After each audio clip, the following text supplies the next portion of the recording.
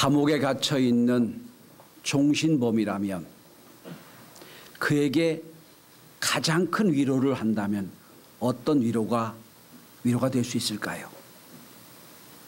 너 감옥에 가기 전에 투자했던 기업이 성공해서 돈을 많이 벌게 됐다라는 말이 위로가 될까요? 아니면 우리나라가 잘 살게 돼서 이제 선진국에 들어가게 됐다라는 것이 위로가 될까요? 전혀 위로가 안 될 겁니다. 종신범에게 위로는 내 죄가 다 끝났다. 너 용서함 받았다.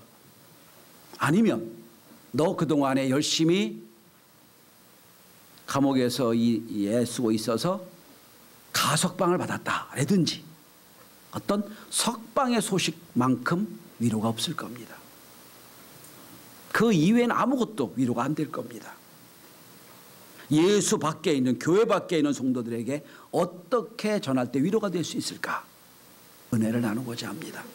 특별히 한 주간을 좀 뒤로 미뤘습니다만 오늘은 28주년 교회 창립주일입니다.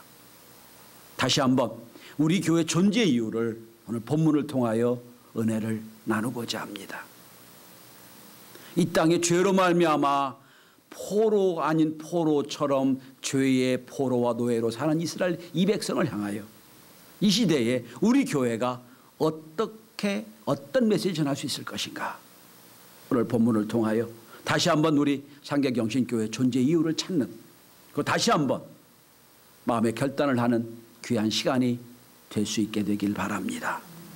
첫째로 오늘 이사야에게 이스라엘의 존재는 어떤 존재라고 말씀하시는가? 오늘 우리가 이 시대에 어떤 교회의 모습이 되어야 되는가? 첫째, 교회는 사죄의 은혜를 받는 곳입니다. 사죄의 은혜. 여러분, 교회가 하는 일이 참 많아요. 사회 봉사도 해야 되고요, 교육도 해야 되고요, 또한 섬김도 있어야 됩니다. 많은 거 해야 됩니다. 그러나 가장 중요한 교회 존재의 이유는 사죄의 은혜를 선포하는 곳입니다. 죄 용서함 받는 곳이 교회입니다. 마치 오늘 종신형을 받고 포로와 노예, 죄로 죄수로 사는 이에게 이제 내 모든 죄는 용서함 받았다, 내 모든 죄는 해결됐다, 이제 넌 자유다 하는 소식만큼 좋은 소식 없듯이 오늘도 교회에서는 사죄의 은혜를 선언하고 체험받고 믿는 곳이어야 됩니다. 오늘 본문을 한번 보시기 바랍니다. 오늘 하나님이 이사야에게 말씀하십니다. 2절입니다. 너희는 예루살렘 마음에 닿도록 말하며 그것에게 외치라. 그 노역의 때가 끝났고 그 죄악의 사함을 받았느니라. 내 죄가 용서함 받았다, 그런 겁니다. 그리고 이렇게 말씀합니다. 그의 모든 죄로 말미암아 여호와의 손에서 벌을 배나 받았느니라 할지니라. 내가 지금 바벨론 포로 생활한 건 그동안에 하나님을 떠나고 우상을 섬기고 하나님을 부인했던 그 모든 죄의 대가를 지불했는데 다 끝났다, 용서 받았다. 사죄의 은혜를 선언하라는 말씀이에요. 유명한 신학자 폴 틸리라는 분이 계십니다. 이분이 현대인에게는 숨길 수 없는 세 가지 회색의 그림자가 있다고 얘기했습니다. 누구든지 현대인은 가지고 있는 그림자가 있다. 첫째, 공허감이 있다고 그랬어요. 여러분, 아마 이제 50이 넘어서 아이들을 이제 잘 키우고 출가시키고 빈 둥지 중옥을 경험하게 될 때 허망을 느낍니다. 내가 뭔가 이룬 것 같았는데 다 떠나고 빈 중녀 남을 때 허무함을 느낍니다. 무언가 목적을 향하여 계속 노력하고 성취할 때는 몰라요. 뭔가 이루었어요. 그러면 이런 생각이 듭니다. 이것 때문에 내 인생이 이렇게 낭비하고 이렇게 내 인생을 투자했는가? 허무함을 느낄 때 인생의 공허함이 느낍니다. 유명한 철학자 파스칼은 이 부분을 이렇게 해석합니다. 인간은 그 어떤 것으로 채워줄 수 없는 하나의 영역이 있다. 그건 하나님만 채울 수 있는 것이다. 아무리 위대한 모든 걸 이루었어도 하나님만이 채울 수 있는 영역이 있다. 빈 공간이 있다는 거예요. 우리 성도들이 은혜를 받아 세상 사람들이 보기엔 허무하고 공허하다고 느끼는 그 순간에도 하나님의 은혜로 그 모든 것이 충만하게 채워지는 은혜가 있길 바랍니다. 둘째로 폴틴은 말합니다. 죄책감이 시달린다. 누구든 죄책감이 있다는 거예요. 어떤 문제를 발생했을 때 다른 사람들 객관적으로 말합니다. 이건 제도의 잘못이고 이건 법의 잘못이고 이건 환경의 문제고 이건 가족의 문제다. 다 변명할 수 있어요. 그리고 일견 들으면 그럴 수 있어요. 근데 내 속에 양심은 나에게 얘기합니다. 네 잘못이야. 내 문제야. 이 속에 있는 거예요. 이게 죄책감입니다. 남들에겐 얘기할 수 있어요. 이건 제도의 문제, 환경의 문제, 자녀의 문제, 이건 다 핑계댈 수 있어요. 근데 본인 스스로는 깨닫지 못해요. 이건 내 문제다. 내 속에 양심이 자꾸 얘기하는 거예요. 여기서 헤어날 수가 없어요.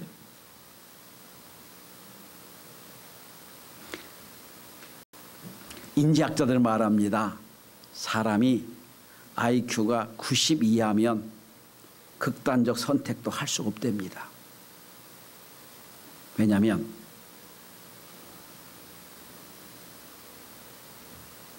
부족하면 누구 잘못이라고 말할 수도 없어요.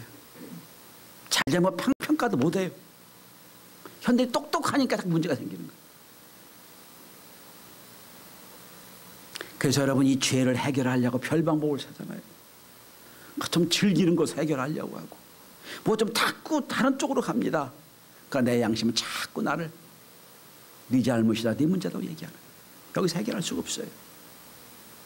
세 번째는 공포감입니다. 미래에 대한 두려움, 공포감이 있어요.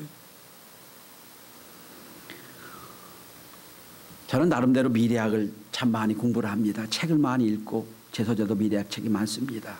여러분 2040년, 2050년, 10년 뒤, 20년 뒤 여러 가지 미래학을 공부해도요. 결론은 하나예요. 모른다는 거예요. 모른다는 거예요. 아무도 몰라요. 그저 추측만 하고 있을 뿐이지. 여기서 자유롭지 못합니다. 자, 이래서 현대인들은 공허감, 죄책감, 미래는 불안감이 시달립니다. 문명이 발달하고 제일 많이 팔리는 약이 무슨 약인 줄 아세요? 정신 불안증을 해결하는 약이 더 많이 팔려요. 수면제가 그렇게 많이 팔립니다. 왜 그렇지요? 이런 것들이 있기 때문에. 자, 그런데 오늘 그 현대를 향하여 하나님 이렇게 말씀하십니다. 내 죄악이 끝났다. 해결됐다. 용서함 받았다. 여러분, 십자가를 바라보십시오. 어떤 죄를 짓고 왔어도 십자가의 예수 그리스도의 은혜로는 해결하지 못할 게 하나도 없습니다. 다 용서함 받는 거예요. 그래서 죄책감에 시달릴 필요도 없고요. 공허함에 시달릴 필요도 없어요. 이게 교회예요. 이게. 여러분 탕자 비유를 잘 아시지요. 탕자가 아버지 재산을 받아가지고 다 고향으로 떠납니다. 허랑방탕합니다. 있을 수 없는 일을 합니다. 너무너무 힘드니까 집으로 돌아옵니다. 돌아올 때 탕자의 마음은 두 가지입니다. 내가 이렇게 돌아와도 아버지가 나를 받아주실 거다. 아버지에 대한 믿음이 있어요. 아버지의 사랑이 있어요. 그게 돌아오는 거예요. 너무너무 창피하니까 뭐라고 얘기합니까? 아들이 아니라 하인의 하나로 삼아달라고 들어오잖아요. 걸어옵니다. 아버지가 그를 부둥켜 안고 어떡합니까? 하인이 아니죠. 다시 아들로 인정해 줍니다. 신발을 신기고 반지를 끼우고 아들로. 여기까지도 괜찮아요. 가정의 문제니까. 근데 이 아버지는 오버합니다. 너무너무 기쁘니까 잔치를 합니다, 여러분. 잔치를 베풀고 온 데 사람 다 초청을 해요. 여기서 깊이 생각해 보세요, 여러분. 여러분이 탕자라면 부모가 인정하는 것까지도 오케이야. 근데 돌아왔다고 온 동네를 다 초청해가지고 잔치하면 여러분 우리 자존심 어디가 있지요? 아마 우리는 난리 났을 거예요. 아버지 나 이러면 다시 집 떠날 거예요. 창피해 죽겠어야 할 거예요. 그런데 아버지 사랑이 더 큰 거예요. 생각해 보세요 여러분. 집 나가서 화랑방탕했던 그 아들이 딱 중앙에 좋은 옷을 입고 딱 앉았습니다. 사람들이 수군거릴 거 아니에요. 저 아들이 말이야 재산 다 허비했대. 저 아들이 다 어떻게 했대. 관계없어요. 아버지 사랑이 더 큰 거예요. 그러니까 어떤 분은 말합니다. 예수 믿는 사람은 참 뻔뻔하다고. 죄 짓고 또 회개하고 또 죄 짓고 또 회개하고 나는 걔 창피해도 못하겠다고. 그 은혜가 뭔지 모르는 사람이에요. 우리는 사랑 안에서 뻔뻔한 거예요. 예수의 사랑 안에서 뻔뻔한 거예요.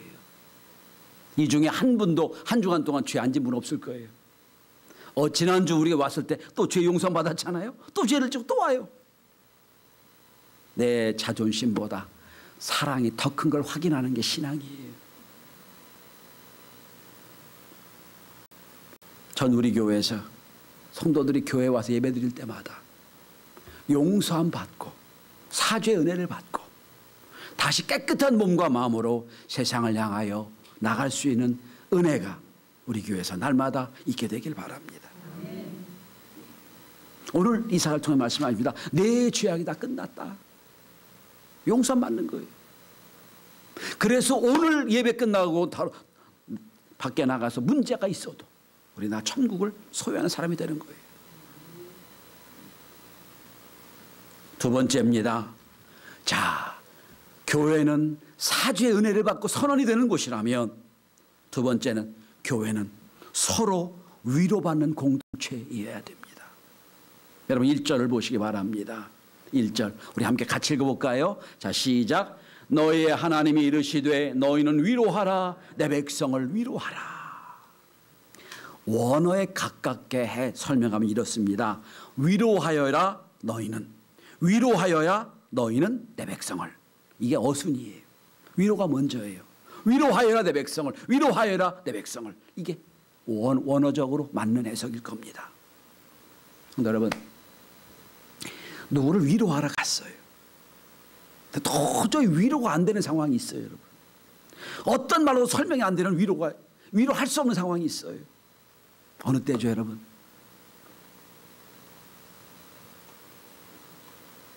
창창한 자녀가 갑자기 사고로 세상을 떠났을 때 장례식에 갑니다.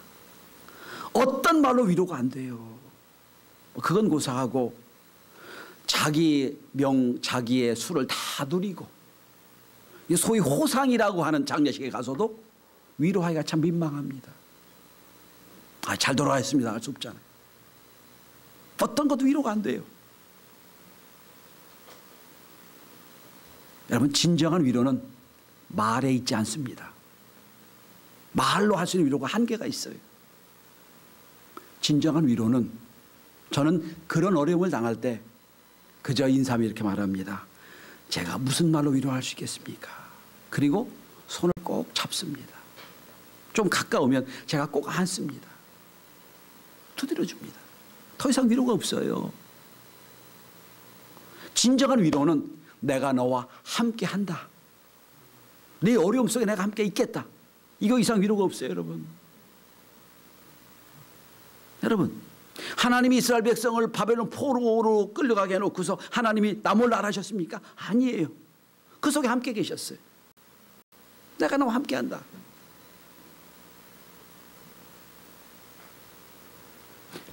진정한 위로는 진실에 있어요. 마음을 진실로 전달하는 것 거기 있어요 여러분. 어떤 말로도 안 되는 거예요. 전 우리 교회가 그런 공동체가 됐으면 좋겠어요. 말에 성찬 있는 교회가 아니라 내가 어려울 때 함께 한다. 네 고통 중에 내가 함께 중보기도 하겠다. 말이 아니라 한마디 진실로 함께하는 교회가 됐으면 좋겠어요. 그런 교회가 되고 제가 지지난주 그런 말씀 드렸잖아요. 어려울 때 우리는 서로 권면해야 되는 교회, 위로해야 되는 교회가 되자 말씀을 드렸습니다.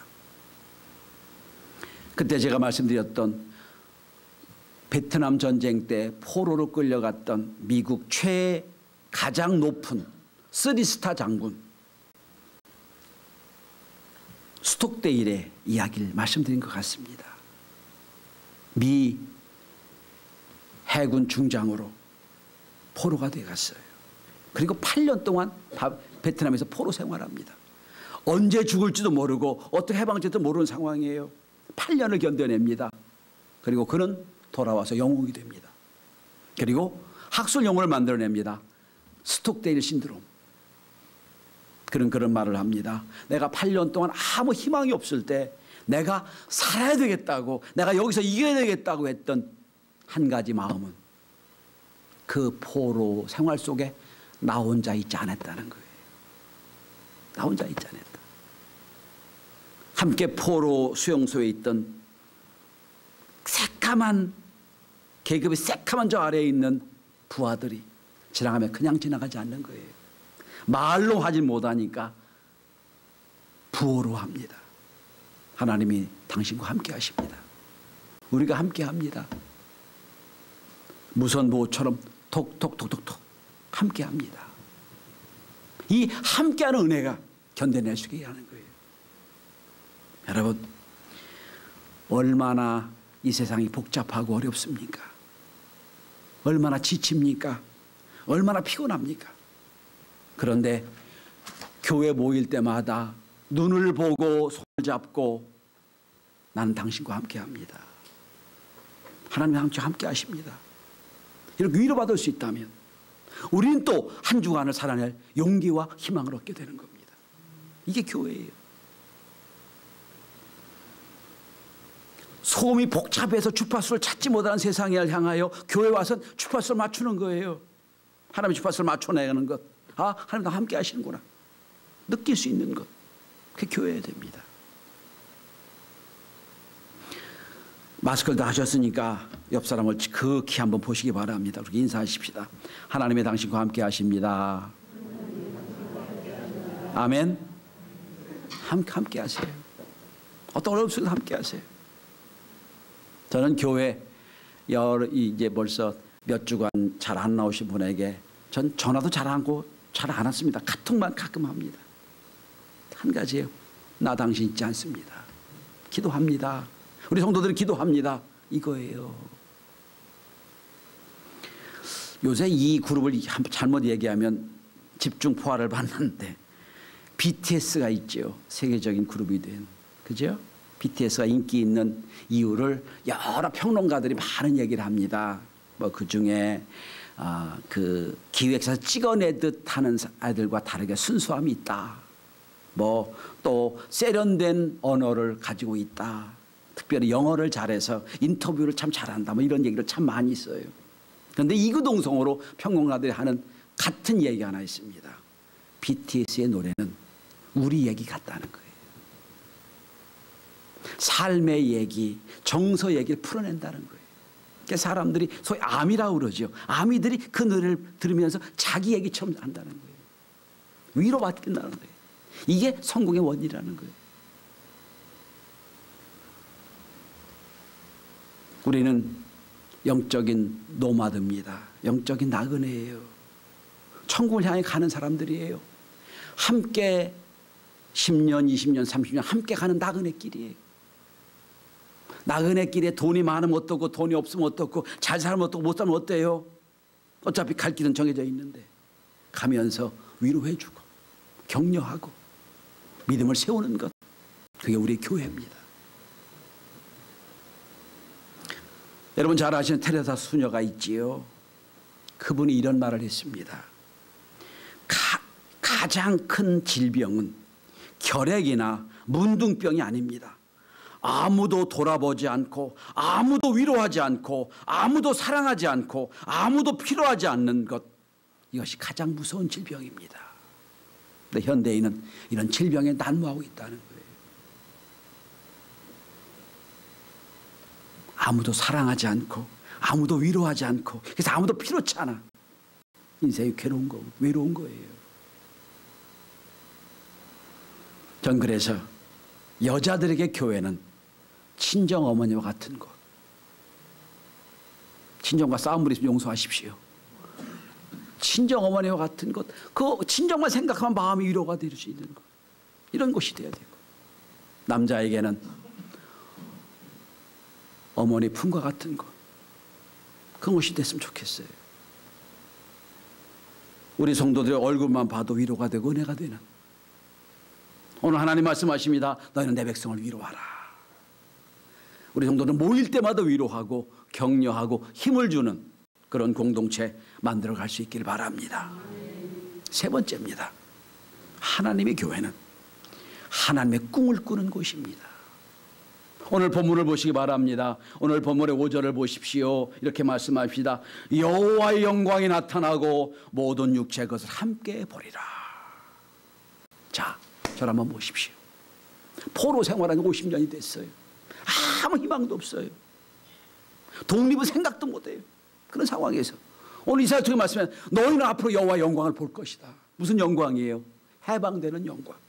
무슨 영광이에요? 하나님의 성전에서 헤어지는 영광을 볼 것이다. 있을 수 없는 일입니다. 상상이 안 되는 거예요. 그러나 꿈을 꾸게 하는 것이 여호와의 영광을 볼 것이다. 교회는 그런 곳입니다.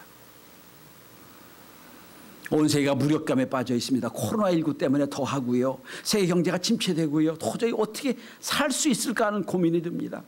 세계 각 나라에서 그냥 경제 부양을 통해 막 퍼주길 바쁘고요. 어떻게 될지 모르는 상황이에요. 특별히 젊은 친구들은 결혼하고자 해도 결혼할 집이 너무 비싸서 어떻게 할 수가 없는 상황이 됐어요. 이런 상황에서 무슨 꿈을 꿀 수 있을까요?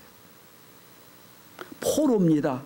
1년도 아니고 20년, 30년, 50년 언제 끝날지 모르니 참담한 상황에서 무슨 꿈을 꿀 수 있겠습니까?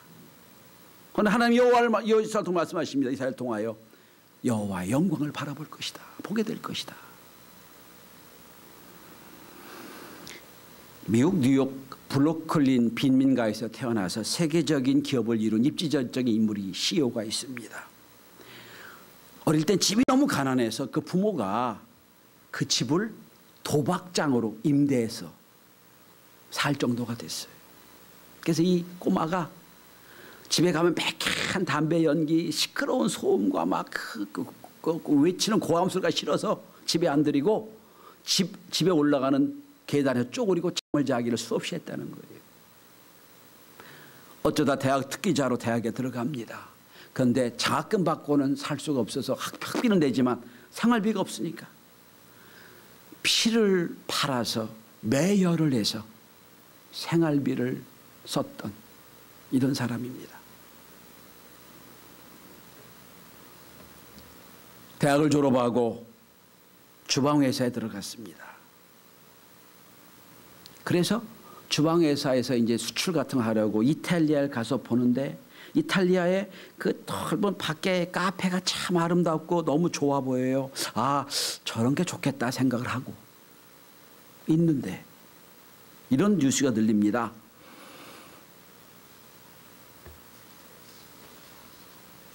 시애틀에 있는 어느 커피숍은 미국 전체에 있는 모든 커피숍의 체인점보다 더 많은 원두를 소비하고 있다. 이 메일을 들어요. 그래서 시애틀로 날아갑니다. 가보니 우리가 잘 아는 스타벅스 커피숍이에요. 커피를 좋아하는 선생님 둘과 한 사람이 모여서 커피숍을 만들었는데 커피가 너무 좋아요. 그래서 많이 받는 연봉을 포기하고 스타벅스 회사에 취직을 합니다. 자기 꿈을 가지고 만들어 보려고 애를 쓰는데 자꾸 집행부에서 막아요. 그래서 자기 나름대로 꿈을 가지고 나름대로 회사를 만들었어요. 엘 지오날레라고 하는 커피숍을 만들어서 자기 꿈을 가지고 문화적인 커피숍을 만들어냅니다. 너무 성공해서 나중에 스타벅스를 사버립니다. 그게 지금 스타벅스예요. 지금 말씀드린 사람은 슐츠 회장입니다. 하워드 슐츠 회장인데 이분이 쓴 최근의 책 중에 하나가 그라운드업이란 책입니다. 이 책에서 자기 과거 얘기를 이렇게 소개하는 거예요. 난 이렇게 살았다. 이렇게 가난하게 살고 참 어렵게 살았다. 현재는 스타벅스를 인수하고 23년이 지난 오늘 총 세계적인 직원이 23만 명 가까이 됩니다. 그리고 52개국에 스타벅스가 수출되어 있고요. 한국 너무 좋아하는 거, 스타벅스 너무 좋아하는 것 같지요? 사실은 스타벅스가 맛이 제일 없어요. 커피 맛은. 근데 그게 성공한 이유. 거기서 전 무엇을 발견한 줄 아세요? 이 칼로스 수출회장은 얘기합니다. 가난한 나라에 우리 스타벅스가 들어가게 되면 쟁쟁한 젊은이들이 와서 취업을 한다는 거예요. 그래서 그렇게 얘기한다는 겁니다. 내가 이렇게 살았다. 너희도 이런 꿈을 꾸길 원한다. 나는 우리 청년들이 나와 같이 아주 처절한 상황에서도 꿈을 꾸어서 새로운 인생이 되기 원한다. 이게 그라운드업의 이야기입니다. 1950년대 백인과 흑인이 아직도 나눠지고 차별받은 그때에 마르틴 루터 킹 주니어는 무슨 얘기를 합니까? 나는 꿈이 있다고 얘기했잖아요. 그 꿈이 지금 이루어진 거잖아요. 1992년 10월 제가 상계동에 이 교회에서 한 200m쯤 300m쯤 떨어진 곳에서 교회 개척을 했어요. 개척할 때 기도할 때 마음이 이랬습니다. 옥상에서 올라가면 30개의 십자가가 보였는데 또 내가 똑같은 교회를 또 만들어야 되나? 어떻게 해야 되나? 아버님은 큰 교회 부목사로 가라고 말씀해 놓으셨는데 그렇게 그렇게 목회를 해야 되나? 이런 생각이 들었습니다. 한 번의 목회다. 어쨌든 고생이 앞으로 있겠지만 현재 교회에 없는 교회를 만들어 보자. 그래서 시작한 것이 우리 경신교회입니다. 그때부터 표가 하나예요. 사람을 키우는 교회. 대개 교회는 영혼을 키우고 영혼을 구원하는 교회잖아요. 우리는 그게 아니었어요. 사람을 키우는 교회 하자. 여기까지 왔습니다. 아시는 대로 개척하기 어려운 중에도 우리 말레이시아의 원주민 유치원을 시작했고 또 중국의 유치원을 지원하고 있고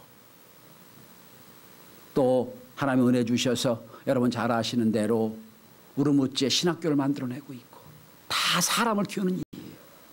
그죠? 여러분들 협조해 주시고 기도해 주시고 물질 후원해 주셔서 지금 이루어지고 있습니다. 전 우리 교회에서 우리 청년들이 우리 학생들이 하워드 슐츠가 꾸었던 꿈을 꿀 수 있는 그 이상의 꿈을 꾸는 교회가 됐으면 좋겠어요. 그게 뭐예요? 여호와의 영광을 보리라. 여러분 자녀를 위해 기도할 때 똑같이 기도하시오. 하나님 그를 통해 주의 영광이 드러나게 해주십시오. 그에게 하나님의 영광이 드러나게 해주십시오. 기도할 수 있길 바랍니다. 환경이 이렇고 상황이 이렇고 조건이 이렇고 다 그래요. 거기 머무르지 않고 새로운 도전에서 오늘 성경이 이렇게 끝납니다. 아무도 모르지만 70년의 포로 생활이 끝나고 그들은 해방을 받습니다. 그리고 오늘 본문의 말씀처럼 성전을 짓고 성전을 지을 때 울으면서 하나님의 영광을 보는 교회가 되고 성도들이 됩니다. 그런 은혜를 체험하는 우리 교회 만들어갈 수 있길 바랍니다. 자, 이러려면 뭐가 필요합니까? 오늘 본문에 여러분 3절부터 5절까지 말씀을 보면 골짜기는 메꿔져야 됩니다. 산은 내려앉아야 됩니다. 평탄한 길이 되어야 됩니다.